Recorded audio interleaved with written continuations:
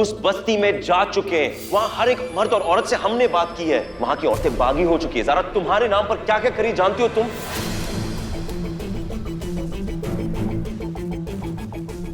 हम सीधा इनसे सवाल नहीं कर सकते। हमें जानना होगा कि आखिर ये औरतें हमारे बारे में सोचती क्या हैं। आप ज़ारा कबीर अहमद है ना? अरे हाँ हाँ, ये वही हैं। माशाअल्लाह, बहुत कुछ सुना और पढ़ा है आपके बारे में। अल्लाह आपके जज्बों को बरकत दे ताकि आप औरतों के हक की आवाज बुलंद कर सकें। इनकी दलीलें सुन के तो हमें अपने औरत होने पर नाज होता है। शुक्रिया, शुक्रिया ज़ारा भी। अल्लाह आपको और हिम्मत दे। इन लोगों को देखकर तो ऐसा बिल्कुल नहीं लगता कि इन लोगों ने हमारे खिलाफ कुछ गलत बोला होगा। देखिए, हम एक कैंपेन कर रहे हैं। क्या आप सब मिलकर उस कैंपेन में हमारे साथ जुड़ना चाहेंगी? कैसा कैंपेन? आज़ादी कैंपेन। क्यों ना अपने पर पूरी तरीके से खोलकर एक ऐसी उड़ान भरी जाए जहां हमारे शौहर किचन में जाकर खाना पकाए और हम दुनिया घूमें। देखिए आपा, हमारे शौहरों को लगता है कि हम नौकर हैं। ये बात बताने का वक्त आ गया कि हम नौकर नहीं हैं, हम मालिक हैं। अगर हम अपने शौहर को मोहब्बत दे सकते हैं, उनसे प्यार कर सकते हैं, तो उनके गले में पट्टा भी डाल सकते हैं। ये सारे रीति रिवाजों के जो बंधन हैं, क्यों ना ये तोड़कर एक ऐसी उड़ान भरी जाए जहां हमें हमारे शौहर के सहारे की जरूरत ही ना हो। ये आप क्या कह रही हैं? हम तो अपने शौहर के साथ बहुत खुश हैं और हम उनके बारे में ऐसा सोच भी नहीं सकते। हमने कौसरबाजी से आपकी तारीफ सुनी थी। पता नहीं था कि आपकी सोच ऐसी है। और वो शौहर तो कुछ और होते होंगे जो अपनी बीवियों को गुलाम बना के रखते हैं। पर हमारे साथ तो ऐसा कुछ हुआ ही नहीं है। हम कभी अपने शौहर से बदज़हन नहीं हो सकते हैं। अरे आपा, बदज़हन होने की बात ही नहीं है। हम तो बेड़ियां तोड़ने की बात कर रहे हैं। बेड़ियां? बेड़ियां? आप शौहर और बीवी के हसीन रिश्ते को बेड़ियां समझती हैं?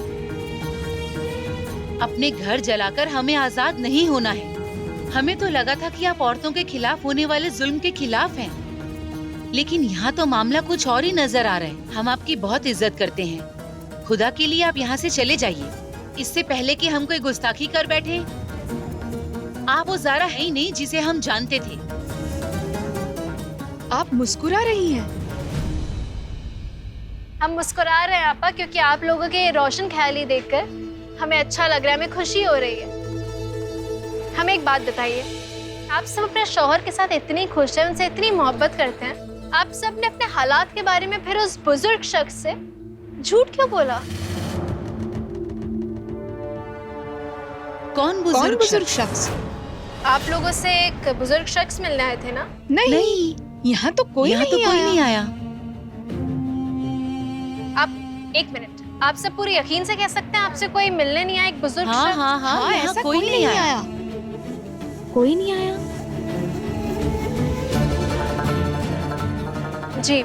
जी शुक्रिया। हम चलते हैं। अल्लाह जी हाफ़िज़। शुक्रिया। अल्लाह हाफिज।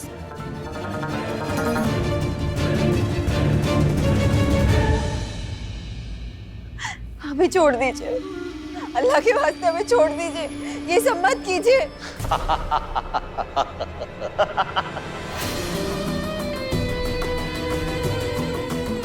हमारे पैसे लौटा दो, वरना हम तुम्हें भून के चील और कौओं को खिला देंगे।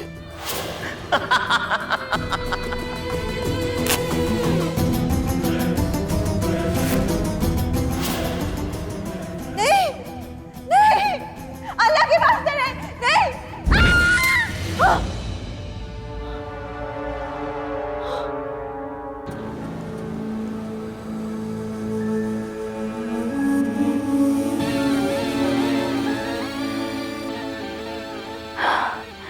या अल्लाह, ये कैसा ख्वाब था? समीर सलामत को बताना होगा कि कबीर ने इंटरपोल को उनके बारे में बता दिया है। अगर उन्हें नहीं बताया तो उनके पैसे तो देने ही पड़ेंगे, साथ में हमारी जान जाएगी। बोला, या अल्लाह, कहाँ फंसा दिया तुमने?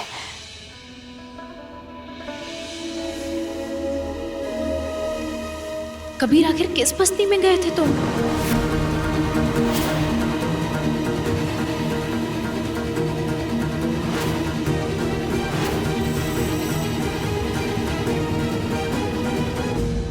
जनाब, हमें असल में ज़ारा से कुछ देर अकेले में बात करनी है, क्या आप हमें वक्त देंगे? शुक्रिया।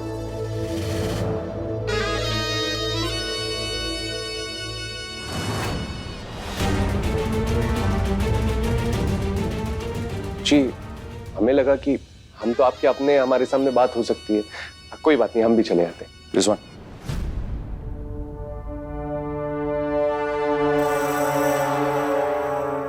तो बताओ ज़ारा, गई थी तुम वहां, क्या मिला तुम्हें वहां?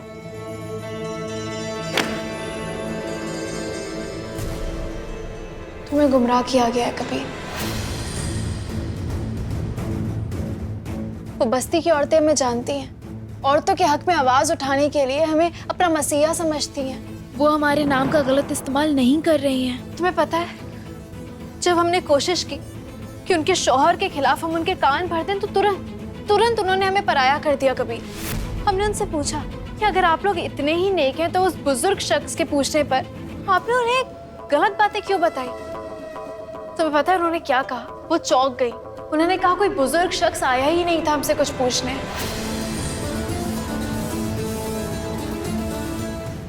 ऐसे कैसे हो सकता है? तुमसे कोई भूल हुई होगी ज़ारा, तुम गलत बस्ती में गई होगी। नहीं, हम वहीं गए थे जहाँ तुम गए थे कबीर।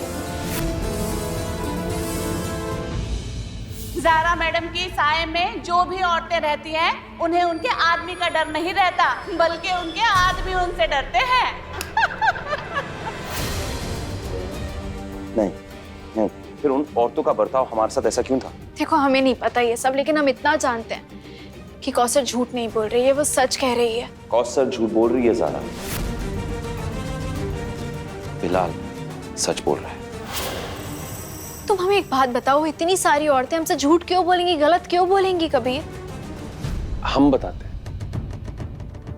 हमें लगता है कि कौसर ये चाहती थी कि ज़ारा उस केस की हिमायत शरिया बोर्ड में करे।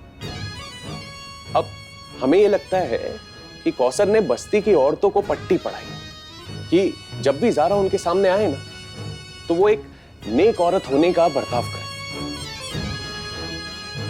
अब उनका असली चेहरा तो तब सामने आया ज़ारा जब कबीर मियां भेष बदल कर उस बस्ती में गए। अनजाने में ही सही, पर उन्होंने अपनी सारी भड़ास कबीर मियां के सामने निकाल ली। अब इन सब बातों से तो यही लगता है कि ये सारा खेल कौसर बीवी का किया हुआ है। सुन लिया तुमने? सारा खेल कौसर का रचा हुआ है। ज़ारा, अभी इसी वक्त तुम ये सब खत्म करोगी, क्योंकि इससे सिर्फ और सिर्फ शरिया बोर्ड का वक्त जा रहा है और ये खत्म। बस बंद करो ये खेल। तुम्हारे शौहर ने एक वादा किया ज़ारा, और तुम्हें उसकी लाज रखनी होगी। ज़ारा, ये एक बेगम का फर्ज भी होता है। मजलूम की मदद करना भी तो हमारा फर्ज होता है ना। बस अब इस पे कोई बहस नहीं होने वाली ज़ारा। अब हमारी बात मानेंगी या नहीं?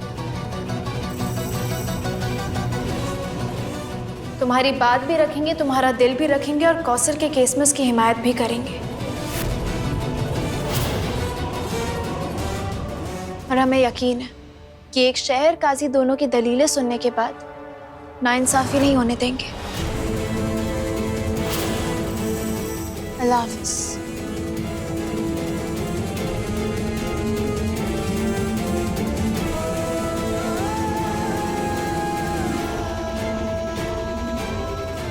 अब घबराइए मत कबीर मियां, हमारे पास इस मसले का एक सादा सा हल है, जिससे ये केस शरिया बोर्ड के सामने भी आएगा और सुनवाई भी नहीं होगी।